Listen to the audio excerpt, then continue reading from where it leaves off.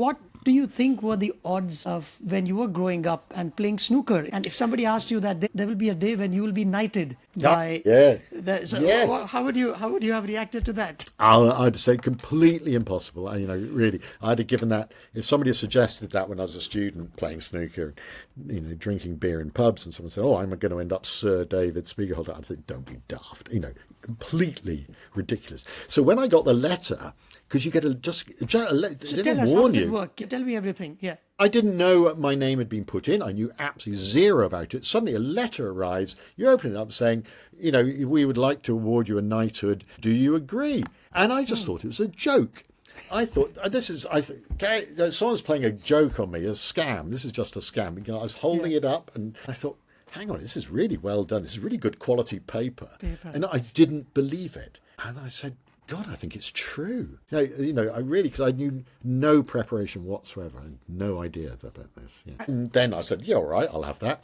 And I told my dad. I was very sad my mum had died years before, because she would have absolutely loved that. But my dad was dead pleased.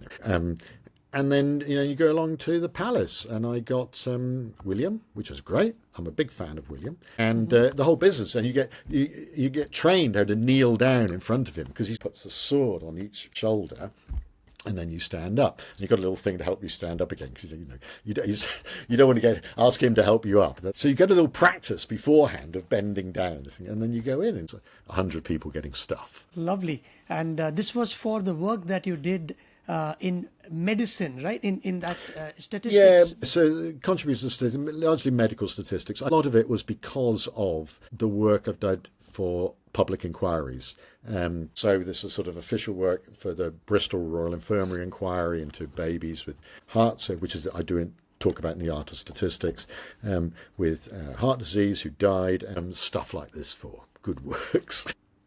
Congratulations. You talked a bit about your parents. What is one thing that has stayed with you, a principle, moral value that they taught you when you were a kid growing up until today? What is one thing that stands out that it has stayed with you until now? Yeah, I don't know. I think it's sort of positivity. I have reflected a bit on this. They were extraordinarily positive people. They never, ever complained, and they never, ever spoke ill of anybody, as far as I know, which I thought, that was a pretty good lesson. So there was no moaning and complaining. They weren't very emotionally demonstrative. So there's lots of stuff. They were quite quiet. They were quite reserved. They were quite exuberant and everything. But in the family, they were just sort of solidly working away. And so they were great. So I think that's a pretty good lesson I got. Maybe also to work.